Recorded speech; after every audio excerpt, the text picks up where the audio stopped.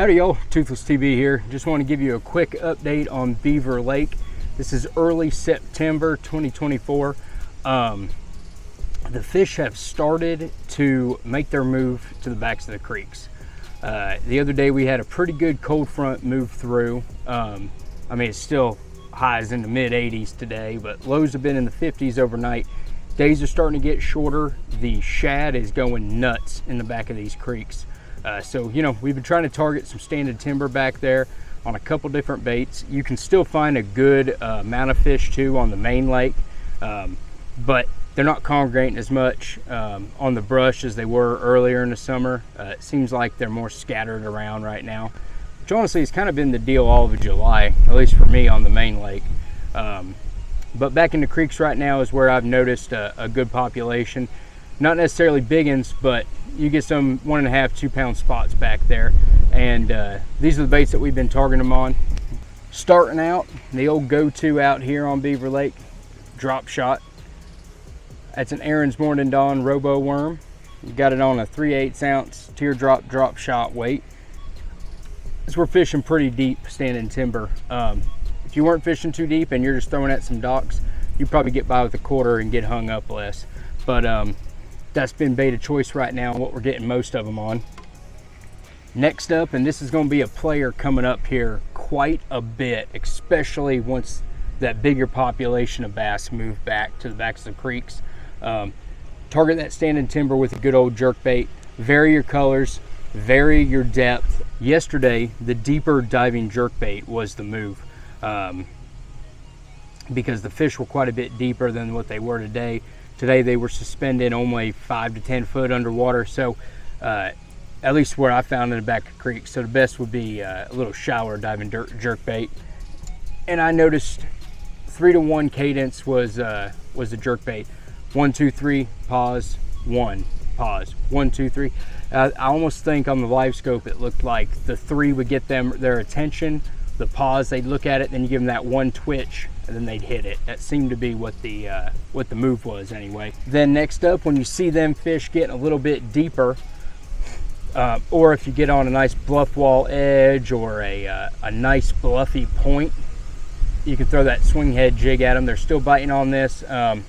I was playing around here with this trench hog, but what you're gonna wanna do is a little mini rage bug. That seems to be what the move is. Just with the 2 flappers. You don't need a ton of appendages this time of year, but 2 big ones of work and more compact of a bait I've noticed as well. You get everything out there with this shad. You get big ones and little ones. You got the gizzard shad and you got the brand new threadfin. I believe we just had a shad spawn because they were loaded up with some small ones out there earlier this morning. Next up, for those of you with the live scope, get you a little Damiki, little hover minnow. This one right here is one of them JDM hover minnows got from Legacy Tackle down there over by Table Rock. Got it on there with a little range roller head, and they can still bite this if you're live scoping, targeting just kind of 1 fish here and there out in the middle, and you can convince them to bite, but you kind of got to change up your baits there. Sometimes they like a certain color, sometimes they don't, and it'll change per fish per day. So I normally have an array of those lined up. And then last, this has been the most exciting bait for me. Unfortunately today it wasn't much of a player, but yesterday in that prefrontal conditions, this was actually playing really well in the back of those creeks. And that's a small hair jig. And I was fishing it just like you would a Damiki rig. I wasn't necessarily shaking it, wasn't going back and forth, but I just hover it about 3 to 4 foot above their heads.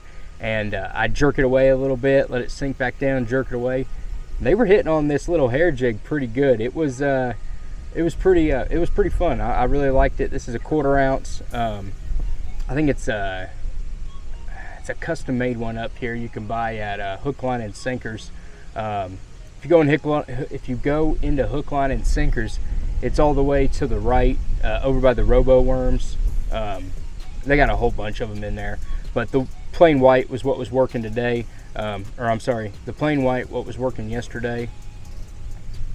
But Also, I got a PB&J that I've been meaning to try as well, which may get them. So, but anyway, guys, that's a little bit of a fishing report here for Beaver Lake mid-September. Water temps ranged anywhere from 79 in the morning up to about 83, 84 midday. Air temperatures in the mid to low 80s throughout the morning, and then later on, you know, after the cold front passes, it'll probably be back up to the low 90s certain days. We're in that swing right now. Them fish are moving back. You get a front here and there, and you know, them fish will be moving all over the place. I think the best bet for you guys out there right now who don't know the lake very well would be to use your graphs, go into a creek arm, look for shad suspending. If you can find where that shad's suspending, look how deep they are. If they're suspending, you know, 20, 30 foot deep, then you're going to be targeting stuff 20, 30 foot deep, because that's where the fish are going to be. If you start seeing shad suspending in, you know, 10, 5 foot of water, then you know you're going to have some fish suspending 5, 10 foot of water. They are following the bait right now, and it doesn't matter what kind of shad, if it's new shad, if it's threadfin, if it's gizzard, it doesn't matter. That's what they're keying on right now, and they are moving. You could throw some fun baits. I just think we're a little early right now for that really good, you know, fall spinner bait, jerk bait, just going nuts sort of approach.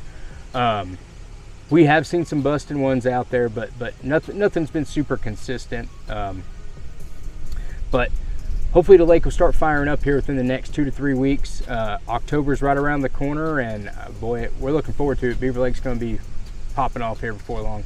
Anyway, if y'all got any questions, feel free to leave them down in the comments. And until next time, this is TV. We're out.